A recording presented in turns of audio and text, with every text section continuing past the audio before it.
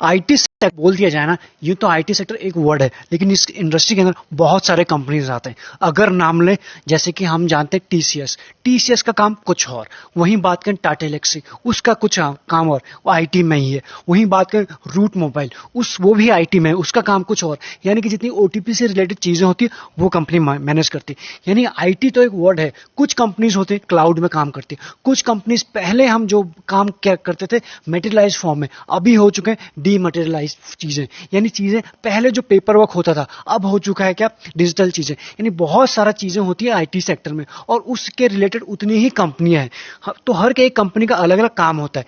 यूं तो एक आईटी एक वर्ड है। जिस कंपनी को आज हम डिस्कस करने जा रहे हैं, अगेन ये इसी वर्ड के अंदर आता है आईटी, लेकिन इसका काम अगेन फिर से अलग है। जैसे कि पहले हुआ करता, बहुत सारे ऑफिसेस में या भी हर फील्ड में पेपर वर्क हुआ करता था, उन चीजों को जितना भी जिसने डिजिटल हो सकती है या उनको डिजिटल फॉर्म में उनके अंदर काम ही काम कंपनी करती है।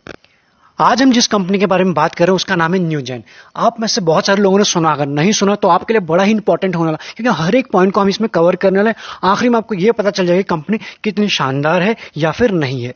कंपनी क्या काम करती है, एक लाइन में जो बेसिक समझाने की कोशिश की, डिजिटल जितनी भी चीजें होती हैं उन चीजों को ऑटोमेशन के फॉर्म में उसका काम करती है, और ग्लोबल लेवल पे काम करती है, सिर्फ डोमेस्टिक लेवल पे काम नहीं करती है। पहली चीज। दूसरी चीज, क्या सिर्फ किसी एक सेक्टर में काम करती है? जी नहीं।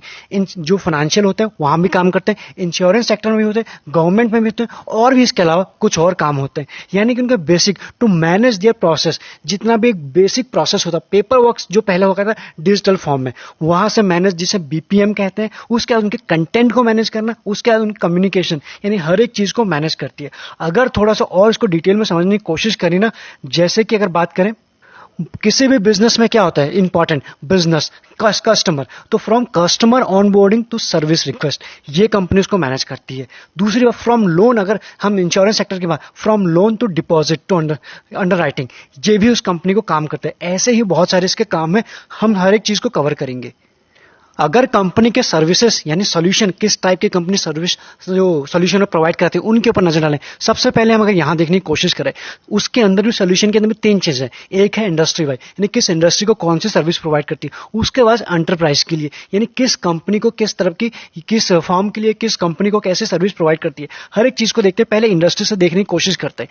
फाइनेंशियल, जैसे हमने बात की कि फाइनेंशियल के अंदर भी ये काम करते हैं। Online account opening company provide करती है, यानी न्यूजेन प्रोवाइड करती है। यहाँ उसके बाद जो होते हैं हमारे ट्रेड फाइनेंस, ये होता है पेमेंट। आप यहाँ बहुत सारी चीजें पढ़ सकते हो, हम थोड़ा सा जल्दी करने की कोशिश करेंगे। उसके बाद इंश्योरेंस फॉर्म में, उस इंश्योरेंस में अंदर क्या क्या काम होती है, यानी पॉलिसी सर्विसिंग, क्लेम प्रोसेसिंग, सारी कंपनी कोई ना कोई, हमने तो यहाँ बस क्लिक कर दिया, कोई ना कोई तो उसे मैनेज कर रहा होता है, यहाँ पर ये कंपनी कर रही होती है, यानी हम इसके प्रोडक्ट को यूज कर रहे होते हैं। गवर्नमेंट के अंदर भी कंपनी काम करती है, उस सेगमेंट के अंदर भी काम करती है, जैसे कि ई गवर्नमेंट ऑफिस हो गए, ग्रांट मैनेजमेंट, ये सारी चीजें हो गई। उसके बाद डिजिटल इंडिया, ये सारी चीजें कंपनी प्रोवाइड कराती है। उसके बाद और अंदर देखने की कोशिश करें ना, finance and accounting, HR operation, supply chain, ये सब कुछ ये कंपनी जो उसको हैंडल करती है। सेगमेंट वाइज हमने पहला देखा। दूसरा जो हमारा इंपॉर्टेंट है, बाय एंटरप्राइज यूज केस, यानी कंपनी के लिए कैसे काम करती है। किसी भी कंपनी के लिए क्या चीज होता है, उसके एंटरप्राइज को सर्विस को मैनेजमेंट करना है, ये कंपनी करती है। कस्टमर सर्विस मैनेजमेंट यही प्रोवाइड कराती है। एम्प्लॉय सर्विस मैनेजमेंट, उसका सेल्स प्रोसेस ऑटोमेशन,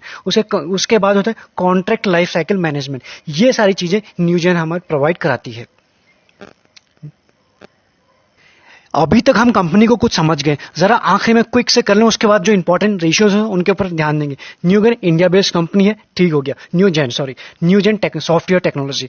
उसके बाद बात करें डिजिटल ऑटोमेशन की प्लेटफॉर्म, यानी उस टाइप की सर्विस प्रोवाइड करती है।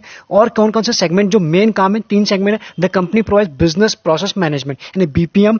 अगर आप आईटी बैकग्राउंड से हैं तो आप इन चीजों को अच्छे से समझ पा रहे होंगे। दूसरा काम है एंटरप्राइज कंटेंट मैनेजमेंट, ये भी जितनी चीजें होती हैं। उसके बाद कस्टमर कम्युनिकेशन मैनेजमेंट, सीसीएम कहते हैं। उसका डॉक्यूमेंट मैनेजमेंट, यानी यहां से तो हम इतनी सारी चीजें होती हैं, डॉक्यूमेंट कौन मैनेज करता है, कोई तो उसको बैकएंड पे कर रहा होता है, आईटी कोई कंपनी होगी, ये कंपनी प्रोवाइड करता है। उसका work flow and process automation software, सब कुछ ये कंपनी प्रोवाइड कराती है।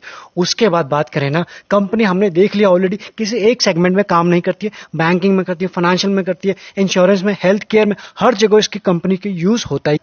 कंपनी जो फॉर्म हुई थी 1992 में हुई थी, एंड करंट में इसके जो मैनेजिंग डायरेक्टर हैं मिस्टर दिवाकर निगम जी हैं, ये यहां पर आप पढ़ सकते हैं। जरा और डिटेल में समझने की कोशिश करते हैं कंपनी को। कंपनी के जो FY21 के जो स्नैपशॉट यानी हाइलाइट्स हैं उसको समझते हैं। सबसे पहले हम रेवेन्यू के ऊपर बात करेंगे। 57% अप है, आप यहाँ पर देख सकते हो, यानी हर एक चीज बड़ी ही इंपॉर्टेंट है, ध्यान से देखिएगा। उसके बाद जो सब्सक्रिप्शन रेवेन्यू, अब सब्सक्रिप्शन क्या है, कंपनी क्या है, IT, ठीक है। तो कंपनी के पास क्या होगा, सॉफ्टवेयर होगा, तभी उसको लोग सॉफ्टवेयर यूज करेंगे, तभी वो चीजें मैनेज होंगी। तो दैट्स मीन जैसे हम भी किसी चीज का सब्सक्रिप्शन लेते हैं मंथली, ईयरली, वैसे ही इसका भी सब्सक्रिप्शन होता है। अब सब्सक्रिप्शन कौन लेंगे, क्लाइंट लेंगे। तो वहां से इसका जो रेवेन्यू है 19% ग्रो हुआ है, जो अच्छी बात है। उसके बाद पैट, प्रॉफिट आफ्टर टैक्स, यहां पर भी चीजें आपको ग्रो होते नजर आ रही है। यूएस रीजन से इसका रेवेन्यू कितना आता है, उसमें आपको YoY बेसिस पे 16% की जंप है। अगेन यूएस से भी इसका आता है। हमने बात की थी कि ग्लोबल लेवल पर काम करती है। सास रेवेन्यू, अब ये क्या होता है, ये होता है SaaS service, software as a service, यहां आप देख सकते हो। उसके बाद भी वहां भी आपको जंप नजर आ रहा है 30% के, यानी हर एक पॉइंट में आपको यहां पे जंप नजर आ रही है। यानी कि इसके कुछ हमने पॉइंट देखने की कोशिश करी, कंपनी को फंडामेंटल समझने की कोशिश कर रहा है। उसके बाद अगर बात करें ना, जरा और इंपॉर्टेंट हमारे लिए ये रेशियोज भी हो जाते हैं। जैसे कि हमने बात किया था, अगर हम इसके वहां पे देखें सेल्स ऑफ प्रोडक्शन, वहां पर भी आपको चीजें हर एक परसेंटेज आपको डिप नजर नहीं आ रहा। उसके बाद सेल्स ऑफ सर्विस में भी वहां पर आपको जंप नजर आ रहा है। उसके बाद बात करें ना कंपनी के ये वाले पॉइंट की, हमने देखा था कि इसके हर एक सेगमेंट के अंदर काम करती है, किसी एक सेक्टर में नहीं। बैंकिंग से जो इसका सबसे ज्यादा रेवेन्यू आता है ऑलमोस्ट 60% की, वहां आप देख सकते हो। उसके बाद गवर्नमेंट से, उसका इंश्योरेंस से, हेल्थ केयर से, BPO से, अदर से, यानी कि कंपनी से कैसा रेवेन्यू आता है, किस किस तरह से, आप यहां चीजें पढ़ सकते हो। उसके बाद कौन से कंट्री से कितना, कैसा डाइवर्सिफाइड है, यूएस से 31% का, इंडिया से 29% का, और बाकी चीजें आप यहां पे पढ़ सकते हैं। कंपनी के प्रेजेंस की अगर बात करें, यानी कि 72 कंट्रीज में कंपनी के प्रेजेंस है, जो एक अच्छी बात है। कंट्रीज की बात करें, वहीं बात करें 550 इसके ग्लोबल लेवल कस्टमर है, आप ये कह सकते हो हैप्पी कस्टमर है, जहां से इसका रेवेन्यू आता है। उसके बाद हमने ये तो देख लिया कंपनी ग्लोबल लेवल पर काम करती है, कंपनी कितने कंट्रीज में प्रेजेंस है, कंपनी किन किन सेक्टर को काम करती है, उसके अंदर भी जरा सा डिटेल में समझने की कोशिश करें, तभी हम कंपनी को अच्छे से समझ पाएंगे। दूसरा वीडियो आपको देखने की जरूरत नहीं पड़ेगी। बैंकिंग सेक्टर में हमने देख लिया, डिजिटल अकाउंट ओपनिंग, ये कंपनी का काम होता है। अब ये तो खुद नहीं करती ना, ये तो एक IT कंपनी, यानी कि इसके सब्सक्रिप्शन जो हमने देखा था वहां से रेवेन्यू, यानी कि जो इसके सॉफ्टवेयर होते हैं यूज करते हैं। बैंकिंग से क्या क्या चीजें होती हैं इनके सॉफ्टवेयर से, इस तरह से आप समझ सकते हैं। Digital account opening, retail and commercial lending, ये सारी चीजें होगी। उसके बाद पेमेंट सर्विस तक का, पेमेंट सिस्टम तक के जितने भी प्रोसेस है बैंकिंग के, सब कुछ। इंश्योरेंस में क्या क्या होता है, कस्टमर एक्विजिशन, उसके बाद पॉलिसी इंश्योरेंस एंड सर्विसिंग, ये क्लेम मैनेजमेंट, ये सब कुछ हो जाता है इसी के अंदर। गवर्नमेंट में भी आप पढ़ सकते हो यहाँ पे। उसके बाद शेयर्ड सर्विस, ये सारी कंपनी सेगमेंट के अंदर भी ये उसके सब काम हो जाते हैं।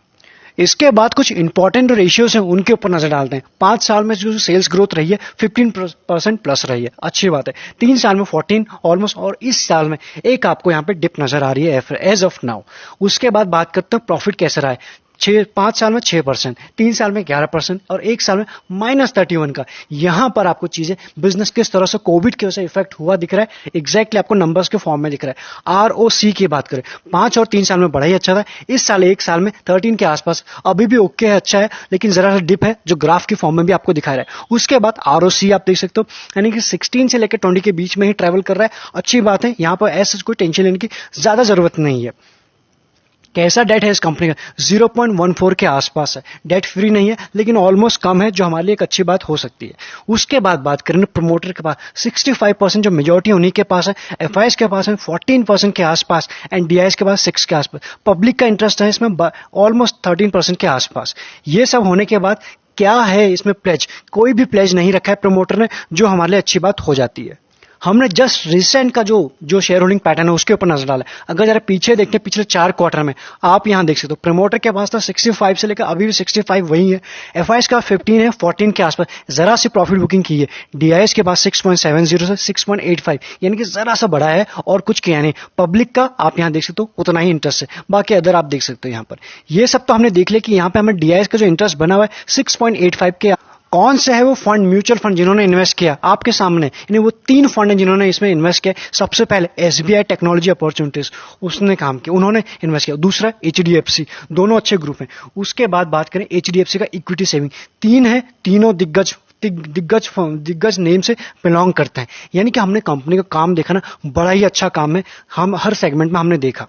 नंबर्स भी इसके अच्छे हैं, कैसे हैं नंबर आप यहां देख सकते हो। हमने कुछ रेशियोज के फॉर्म में तो देख लिया, अगर इस फॉर्म में देखने की कोशिश करें 18 से लेकर 21 तक का डेटा आपके सामने, हम फोकस करेंगे दो चीजों पे। एक ऑपरेटिंग प्रॉफिट 98 सीआर 18 में, तो उसके 19 में 128, अगले साल यानी 2020 में एक 105, वहां पे आपको डिप नजर आ रही है। उसके बाद अगेन 192, रिकवरी शुरू हो चुकी है, यानी ऑपरेटिंग से कंपनी का अच्छा पैसा आ रहा है। वहीं बात करें ना नेट प्रॉफिट 73, उसका 102 अगले साल, उसका 73 ये है 2020 का, उसके 126, यानी कि चीजें आपको बढ़ते हुए नजर आ रही ईयर ऑन ईयर बेसिस पे। ये सब हो जाने के बाद एनालिस्ट की सुने ना 100% एज ऑफ नाउ इसके ऊपर बुलिश है, यानी बाइक की रेटिंग दे। हमें तो अच्छे से रिसर्च करनी है, उसके बाद ही कोई डिसीजन लेना है।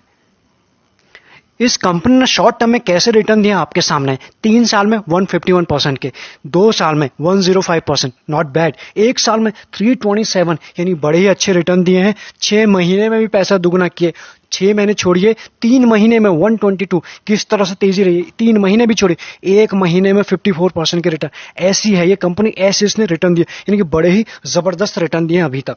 अगर बात करें वैल्यूएशन के ऊपर, यहां आप देख सकते हो इंडस्ट्री पी है 34 की और ये आपको मिला 37, यानी जिस तरह से इसका काम है ना, जिस तरह से ग्रोइंग कंपनी है, एक ग्रोथ कंपनी है, ऑलरेडी यहां से अपने इंडस्ट्री पी से तो महंगा है, लेकिन उस तरह से प्रीमियम अभी भी इसको नहीं मिला, क्योंकि हमने देखा है जो ग्रोथ कंपनी है वो बड़े ही हाई प्रीमियम पे मार्केट पे चल रही है और मार्केट उनको रिस्पेक्ट भी देता है। इस हिसाब से सिर्फ वहां से बात करें जरा सा ही ऊपर है, तो यहां से आप इसे कह सकते हो फेयरली वैल्यूड है। अगर बात करें लंबे टाइम में इसने कैसे रिटर्न दिया, आपके सामने है। यानी कि बात करें जब मार्च का क्रैश आया था 2020 में, उस वक्त आप देख सकते हो इसने 116 का लो लगाया था। उसके बाद का रिटर्न आप देख सकते हो अभी रिसेंट में हाई लगाया 634 के आसपास, और आज के दिन यहां पे आप देख सकते हो, यानी कि इसका जो आज का जो क्लोजिंग है और जो हाई है वही लगभग है। और रिटर्न कैसे दिए आप समझ सकते हो, एक बेहतरीन कंपनी है। हमने इसके रिटर्न देखे, आप चार्ट के ऊपर नजर डालिए, वन डे का चार्ट लगा हुआ, चार्ट को हम डिस्कस करें ना। अगर अभी तक आपके पास डीमैट अकाउंट नहीं है, डिस्क्रिप्शन में आपको सब कुछ मिल जाएगा, यानी एलिस ब्लू हो या फिर एंजल ब्रोकिंग, जिसके साथ भी आप जुड़ना चाहें कंफर्टेबल है, अकाउंट ओपन करा सकते हैं, प्राइवेट चैनल का पार्ट बन सकते हैं। एंड ओपन फॉर ऑल जो टेलीग्राम है उसका लिंक भी आपको डिस्क्रिप्शन में ही मिल जाएगा। यहां देखिए वनडे में क्या किस तरह से में वन साइडेड रैली आई हुई है, यानी अपने सारे के सारे मूविंग एवरेज से बड़े ही ऊपर है। एंड इसमें करेक्शन अभी रिसेंट में आया नहीं है, एक ब्रेकआउट हुआ था। यहां पर अगर हम देखने की कुछ कोशिश करें, यहां पर एक ब्रेकआउट हुआ था, उसके बाद आप देख सकते हो पिछले 3 दिन से लगातार इसमें एक अच्छी तेजी बनी हुई है। ये है शेयर की मूवमेंट। लॉन्ग टर्म में तो हमने देख लिया, जरा छोटे टाइम फ्रेम में देखने की कोशिश करते हैं इसमें क्या करना है। अगर ना हमारे पास, आप में से किसी के पास है तो बड़े इसको होल्ड कर सकते हैं। बड़ी अच्छी कंपनी है, यहां से आने वाले टाइम में और मल्टीफोल्ड रिटर्न दे सकती है। ये तो रहेगी जिनके पास है। अगर फ्रेश बाइंग, सिर्फ रिटर्न देख के फ्रेश बाइंग करने की सोच रहे हैं, कंपनी का अगर आप बिजनेस मॉडल को समझ के आपको अच्छा लगा, रेशियो अच्छे लगे, नंबर्स अच्छे लगे, बाकी आप अपनी रिसर्च तो करेंगे ही डेफिनेटली, तो उसके बाद इसमें जरा सा कुछ वेट हो जाए, कुछ करेक्शन, या हो टाइम करेक्शन या हो प्राइस करेक्शन, दोनों में से कुछ करेक्शन हो तब एंट्री करेंगे तो शायद ठीक रहेगा। सिर्फ भागते हुए को चेज करेंगे ना तो थोड़ा सा प्रॉब्लम हो सकता है। अदरवाइज लॉन्ग टर्म के लिए एज ऑफ ना बड़ी अच्छी है, उसमें ऐसा कोई प्रॉब्लम की बात यहां से दिख नहीं रही है।